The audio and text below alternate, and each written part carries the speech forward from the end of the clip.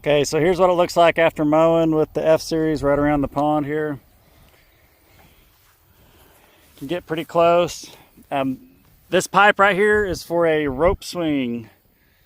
You extend this pipe out and then you've got a spot to hook up a rope swing.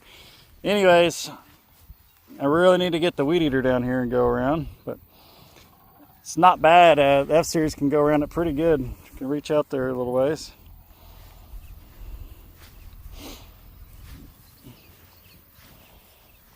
Now I don't go around the whole pond like this, but really, I mean, it would take a while, but it could definitely be done. Now I'm not going to do that on the slope of the pond dam. That's just, I'm not going to test it that much. I know how to swim, but I don't really want to have to. So this is the main area where we're at, right around the dock. So it is nice to keep it a little more trimmed right here close. And it's kind of gotten away from me this year. We've had so much rain, just rain after rain after rain. So it's totally full right now. But I'll bring the weed eater back down and touch it all up, make it look nice. I have to get the excavator down here. I'm going to dig out all these cattails. I'll just pluck those right out, but got to move my pole first. Always something else to do. But I hope this helps. If anyone's kind of wanting to see a video on how much that deck will angle down. I don't really know exactly how far it'll go, but that's got to be getting close to its max. And I don't really want to find the max with it running, so I don't want to tear anything up. I mean, surely it's designed to where it's not going to go too far. But why put extra stress on it? That's about the steepest I need to go right there. It don't look steep in the camera, and I mean, it really ain't that bad.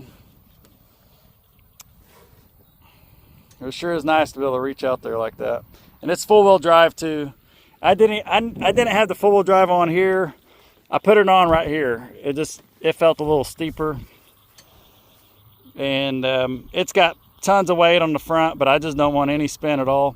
Another downside, I don't know what the new setup is, but on this one, this is like a 2006 model. It's an F 2880.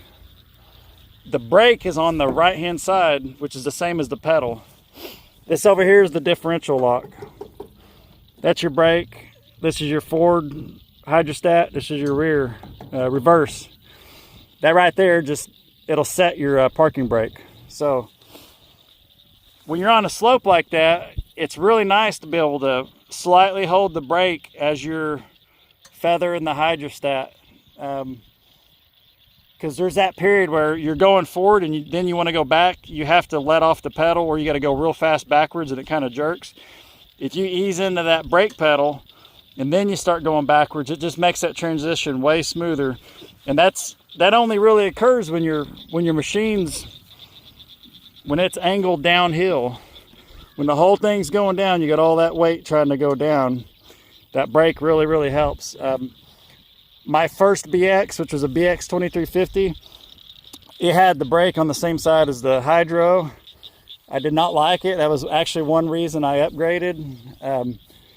The newer BXs, I think from the, someone chime in, it was either 60 or 70 series. Mine is a 70 series equivalent. It's a BX25D, which is the same as the 70 series.